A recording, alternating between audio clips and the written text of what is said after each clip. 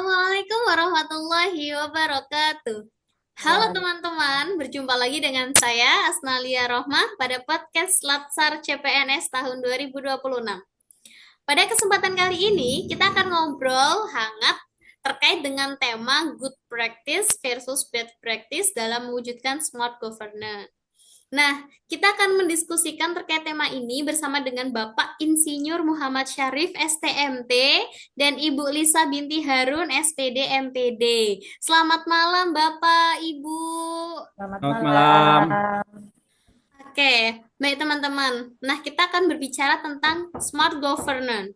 Smart governance ini bukan sekedar jargon, melainkan konsep pengelolaan pemerintahan atau organisasi yang cerdas, responsif, dan berbasis teknologi dengan tujuan meningkatkan efisiensi, transparan, dan akuntabilitas. Namun, pencapaian smart governance ini bisa berhasil atau gagal tergantung pada prinsip dan praktik yang dijalankan. Nah, kita akan sharing nih, Pak, Bu, terkait good practice yang diterapkan di instansi Bapak dan Ibu. Apa saja sih? Sekarang dari Pak Syarif. Menurut Pak Syarif, apa saja sih, Pak, di sini yang berkaitan dengan good practice yang berkaitan. Aduh, bentar, Pak. Bentar ya. Lagi ada orang. Ulangi. Dah? Assalamualaikum warahmatullahi wabarakatuh. Halo teman-teman, berjumpa lagi dengan saya, Snalia Rohmah, pada podcast Latsar CPNS tahun 2026. Pada kesempatan kali ini, kita akan ngobrol hangat nih terkait dengan tema good practice versus bad practice dalam meningkatkan atau dalam mewujudkan smart governance. Nah, kita akan mendiskusikan terkait tema ini bersama dengan Bapak Insinyur Muhammad Syarif STMT dan Ibu Lisa binti Harun. Selamat malam Bapak, Ibu. Selamat Selamat malam. malam. Oke, baik Pak, Bu, malam ini kita akan ngobrol nih tentang smart governance. Saya kira smart governance ini kan bukan hanya sekedar jargon ya, tapi konsep pengelolaan pemerintahan atau organisasi yang cerdas, responsif, dan berbasis teknologi dengan tujuan meningkatkan efisiensi, transparansi, dan akuntabilitas. Namun, dalam penerapannya, smart governance bisa berhasil atau gagal tergantung pada prinsip dan praktik yang dijalankan. Oke, sekarang kita akan sharing nih Pak Bu terkait good governance yang diterapkan di instansi Bapak dan Ibu. Saya mulai dari Pak Syarif dulu nih. Menurut Pak Syarif, apa sih Pak di instansi Bapak yang sudah berhasil atau menjadi praktik baik dalam mendukung mewujudkan smart governance itu, Pak? Baik, terima kasih Bu Wasna. Selamat malam Bu Wasna dan Bu Lisa. Eh ya, kalau kita bicara tentang good practice di PNN, ini kan dalam rangka mendukung terwujudnya smart governance, salah satu hal yang sudah berjalan cukup baik menurut saya adalah pemanfaatan sistem digital, baik itu sistem maupun SIA PNN. Nah, kalau kita lihat dari perspektif manajemen ASN, dengan adanya sistem ini kan sangat mendukung atau sangat memudahkan dalam penerapan sistem nilai dan profesionalisme. Kenapa demikian? Karena seluruh data kinerja dosen, mulai dari beban kerjanya, pengembangan kompetensinya, hingga jakungnya itu atau jabatan fungsionalnya itu terkelola secara transparan dan terukur. Nah, ini kan bisa membuat penilaian kinerja lebih objektif, lebih adil, dan berbasis capaian nyata. Jadi bukan hanya sekedar administrasi manual. Nah, selain itu, siapin ini kan kita lihat dari sudut pandang Smart ASN itu, kedua sistem ini kan mencerminkan upaya digitalisasi tata kelola, terus kemudian mendorong ASN itu supaya lebih adaptif, inovatif, dan kolaboratif. Nah, data yang terintegrasi tadi itu bisa memudahkan koordinasi antar unit dan memberi percepatan dalam pengambilan keputusan yang basisnya itu adalah data. Nah, sehingga menurut saya itu praktik ini menjadi apa ya, menjadi sebuah fondasi yang kuat bagi institusi PNN untuk lebih mengembangkan smart governance yang akuntabel, efektif, dan punya orientasi pada pelayanan publik. Begitu Bu Asnah pendapat saya. Oke, baik. Nah, sekarang kalau menurut Bu Lisa bagaimana, Ibu? Kalau menurut saya sendiri, salah satu good practice ataupun praktek baik yang cukup menonjol di instansi kita saat ini adalah kedisiplinan dosen yang didukung melalui sistem presensi bernama intradikti. Nah, jadi dari perspektif manajemen ASN, dengan adanya sistem presensi seperti ini mencerminkan bahwa mencerminkan sistem merit dan juga profesionalisme. Nah, kenapa saya berkata demikian? Karena kehadiran dan juga kinerja dosen itu tidak lagi dinilai secara subjektif, tetapi akurat melalui data dan juga didukung oleh bukti kerja yang terekam di dalam sistem. Nah, dengan adanya hal seperti ini, praktek ini mendorong dosen untuk lebih bertanggung jawab terhadap kewajiban tridharma dan juga menjaga integritas sebagai seorang ASN profesional. Nah, dari sudut pandang Smart ASN sendiri, penggunaan presensi digital seperti ini menunjukkan adanya digitalisasi proses kerja dan juga dan peningkatan efisiensi serta budaya kerja yang lebih adaptif. Nah, jadi kalau menurut saya pribadi, praktek baik ini tidak hanya mencerminkan peningkatan kedisiplinan, tetapi juga membentuk ekosistem kerja yang modern. Seperti itu, Mbak Asna. Oke, Ibu, Bapak, baik. Nah, sekarang ini kan tadi sudah dijelaskan terkait good practice Oke, yang ada good di practice. Politeknik Negeri Nunukan. Sekarang kita akan Betul. membahas tentang, hmm, oh enggak, kita masih membahas tentang good-nya kan? Betul. Nah, terus sekarang nih bagaimana cara Bapak atau Ibu dalam mendiseminasikan hal-hal baik itu? Dari Pak Syarif dulu boleh. Baik, Silakan, terima Pak. kasih. Siap. Nah, untuk mendiseminasi ini atau penerapannya itu, ini kan perlu upaya menyebarluaskan praktik baik tersebut. Apa yang bisa kita lakukan? Yang bisa kita lakukan adalah melakukan sosialisasi dan pendampingan berkelanjutan. Nah, mungkin saya sedikit menyinggung tentang sosialisasi dan pendampingan berkelanjutan. Jadi, maksud kami jangan hanya sekedar sosialisasi saja, tapi dibutuhkan pendampingan terus berkelanjutan. Sehingga apa? Sehingga ini tidak hanya sekedar putus di sosialisasinya, tetapi akan terus berkelanjutan. Maka setiap sistem digital seperti sistem tadi yang kita sudah bahas dan CPNN ini tidak hanya diperkenalkan secara teknis, tetapi juga dijelaskan manfaatnya bagi ASN dan apa namanya, memberikan peningkatan kualitas layanan. Nah, selain itu juga kan dilakukan pelatihan terstruktur. Nanti kita bisa bisa apa? Bisa menunjuk admin mana nih yang cocok di setiap unitnya, sehingga monitoring dan evaluasi itu secara berkala implementasinya itu konsisten. Ya, sehingga dengan adanya ini ASN itu tidak merasa punya beban, tetapi justru ini terbantukan oleh adanya sistem yang baik. Begitu Bu Asna. Oke, sekarang kalau menurut Ibu Lisa sendiri, gimana Bu cara Ibu mendiseminasikan hal-hal baik yang sudah ada di PNN ini? Oke, baik.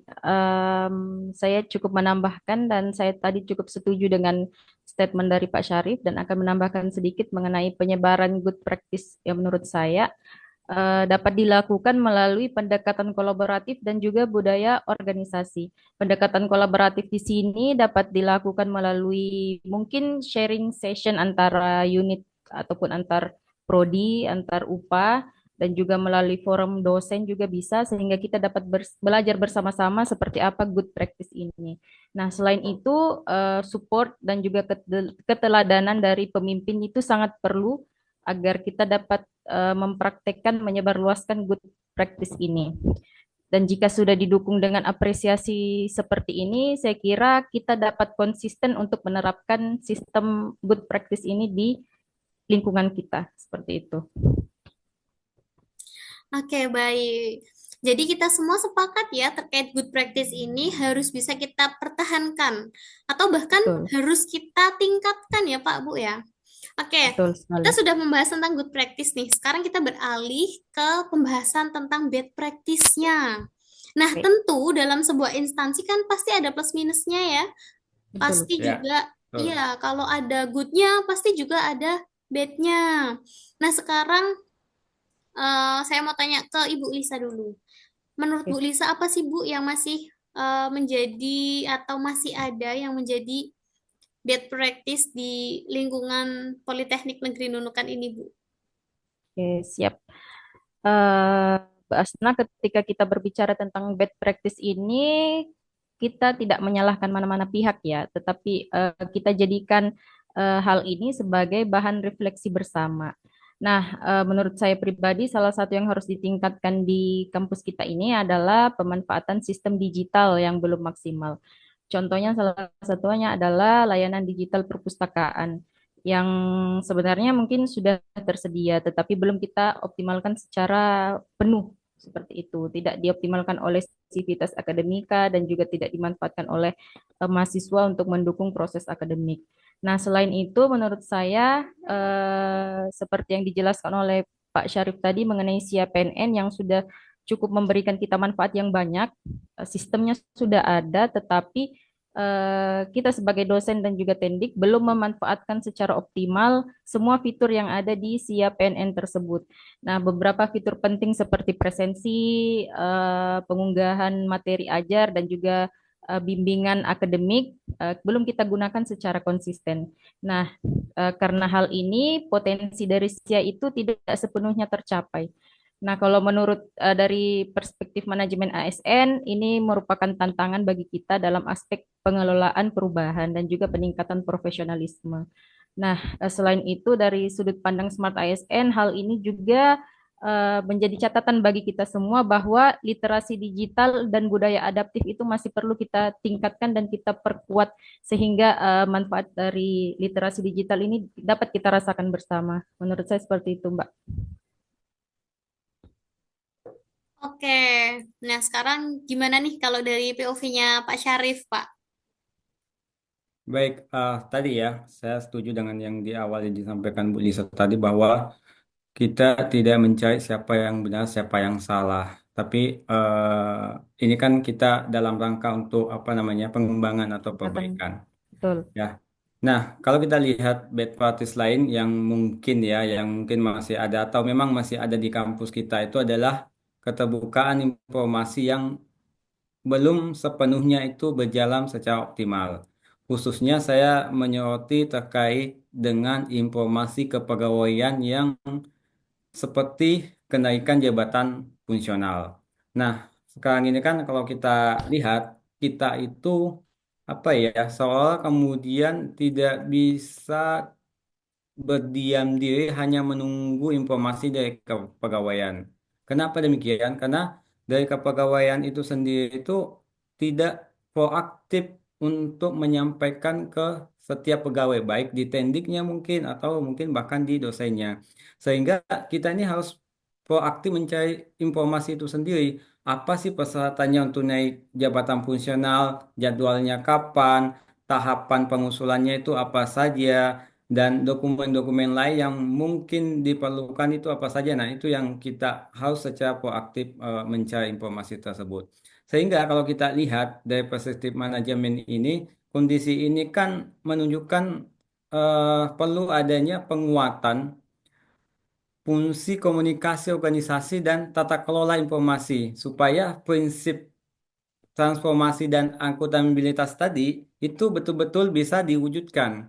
Nah, sementara dari sudut pandang Smart ASN, keterbatasan ini kan menandakan bahwa pemanfaatan kanal digital sebagai media informasi dan layanan itu belum sepenuhnya dimaksimalkan secara strategis. Ke depan, harapan kita tadi ya, bahwa keterbukaan informasi yang lebih terstruktur itu mudah diakses oleh siapapun.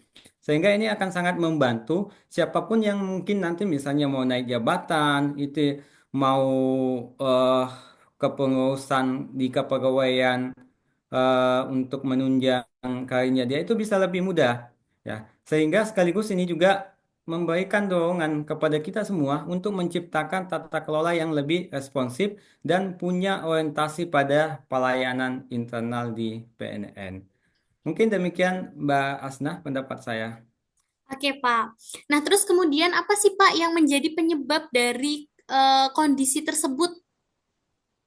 Nah, baik. Nah, ini juga yang harus kita pahami bersama bahwa kenapa sih demikian yang tadi kita sudah bicarakan bersama itu apa sih penyebabnya? Nah, kalau dari saya penyebab utamanya itu karena kita masih keterbatasan keterbukaan informasi, ya. Misalnya kita itu belum punya sistem penyampaian informasi yang terpusat dan terjadwal. Jadi kita tuh tidak tahu kapan sih jadwalnya ini, kapan sih jadwalnya ini itu tidak ada. Misalnya tadi yang kita sudah bahas, kapan sih saya harus naik jabatan. Padahal mungkin ya di antara pegawai itu seharusnya sudah ada tuh yang naik jabatan, tapi karena informasi yang tidak terbuka tadi, sehingga dia harus 5-6 tahun kemudian baru kenaikan pangkat.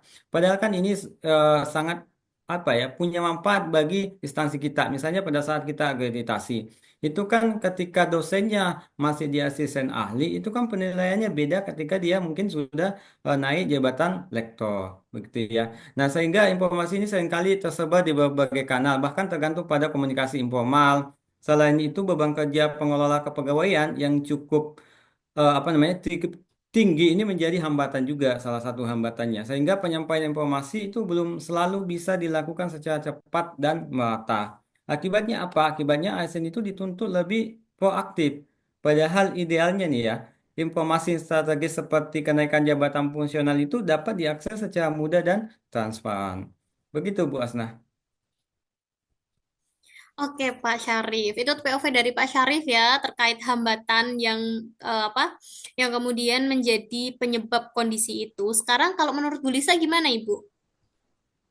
Kalau menurut saya sendiri, hambatannya itu lebih ke sumber daya manusianya dan juga budaya kerjanya. Nah, jadi tidak semua dosen dan juga tenaga kependidikan itu memiliki literasi digital yang sama. Pasti ada yang melek, ada juga yang gaptek seperti itu ya. Mungkin ada yang kurang familiar dan belum zaman menggunakan sistem digital ini.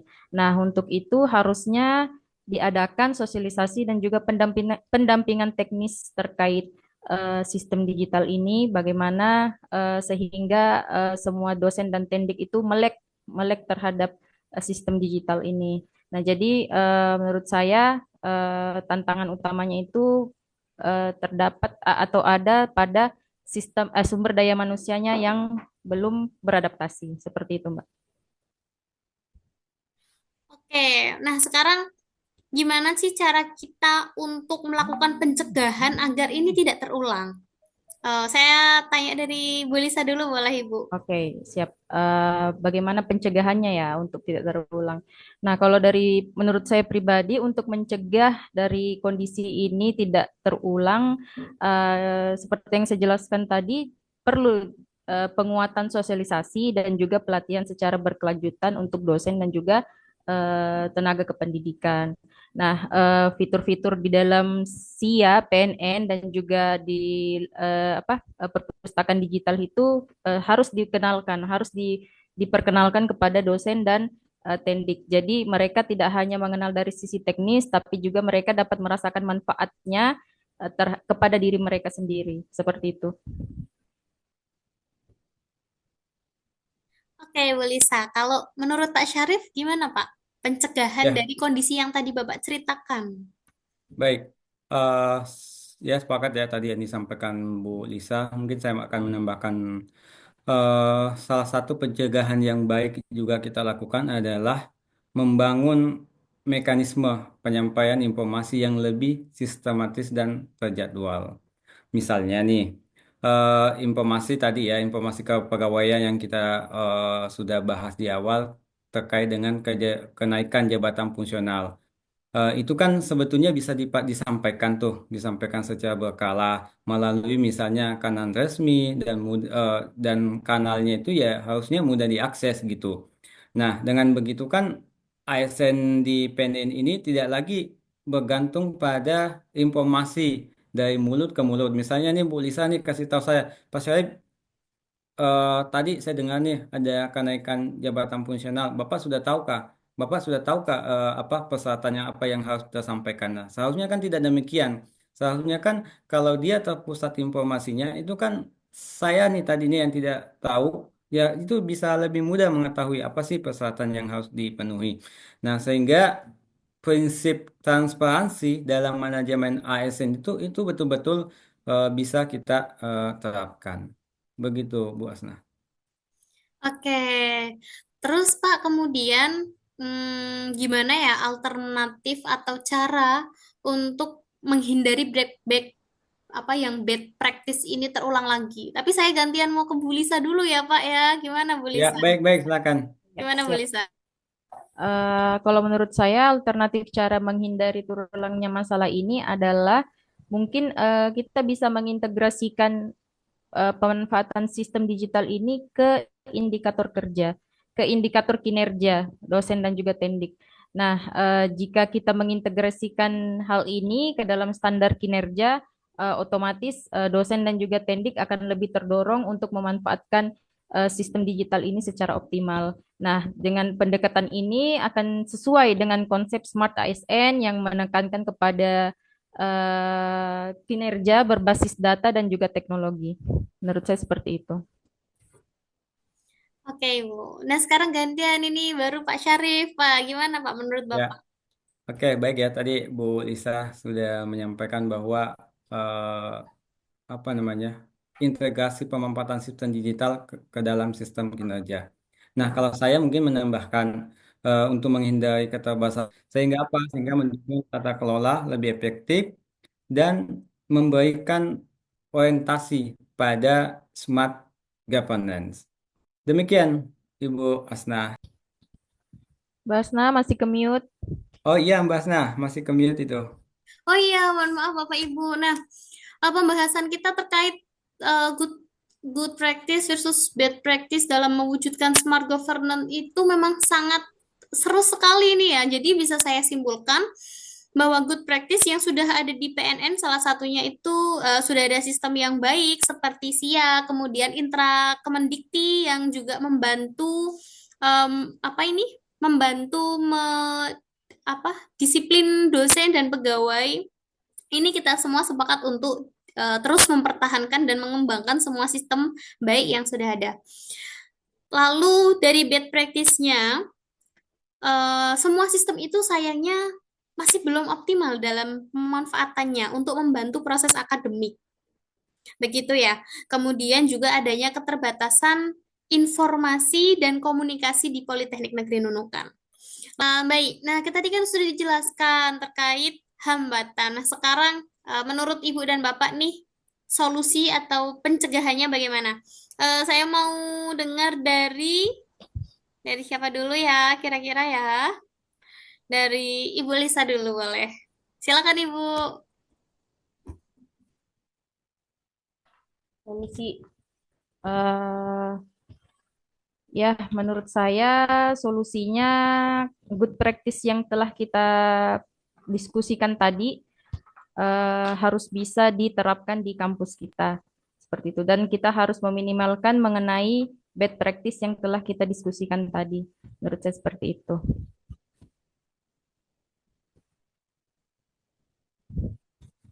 Oke, kalau dari menurut Pak Syarif sendiri bagaimana Pak? Ya, kalau saya mungkin ya alternatifnya agar itu tidak terjadi, eh, kita bisa melakukan penyediaan pusat informasi digital terpadu. Nah, Eh, mungkin kalau di kampus kita itu nanti mungkin bisa dibawa wewenang UPA TIK. Tujuannya apa? Supaya ini selalu diberikan informasi yang update. Misalnya tadi ya kita bahas di awal tadi itu kan terkait dengan kenaikan jabatan fungsional. Nah, ini kan bisa diberikan dalam bentuk buku panduan singkat atau dashboard yang mudah dipahami.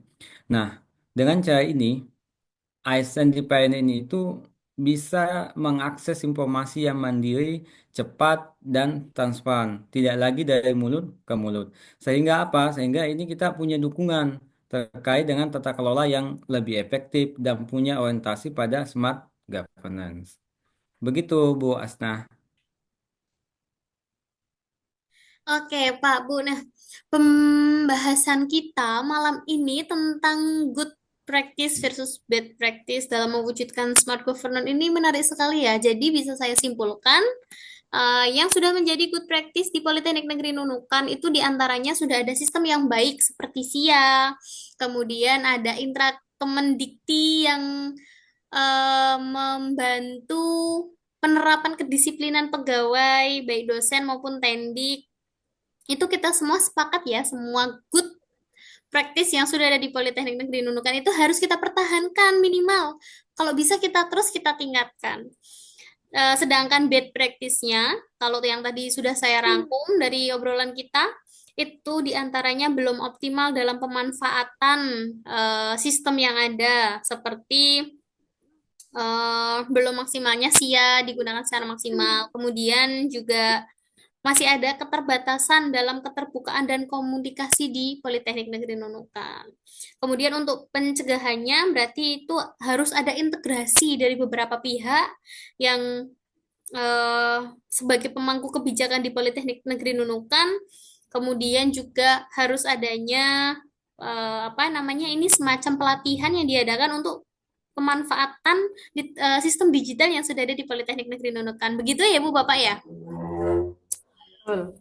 Sepakat. Oke, Sepakat. iya, oke Ibu Bapak, tak terasa kita sudah bincang, wah sangat mengalir sekali ini sampai kita nggak terasa sepertinya waktunya sudah cukup ya Bapak Ibu. Oke, demikian podcast malam ini yang dapat kelompok kami sampaikan. Eh Akhiru kata, wallahul muwaffiq ila aqwamit thoriq. Wassalamualaikum warahmatullahi wabarakatuh. Waalaikumsalam Waalaikumsalam warahmatullahi Terima wabarakatuh. kasih Bapak, Ibu. Dadah.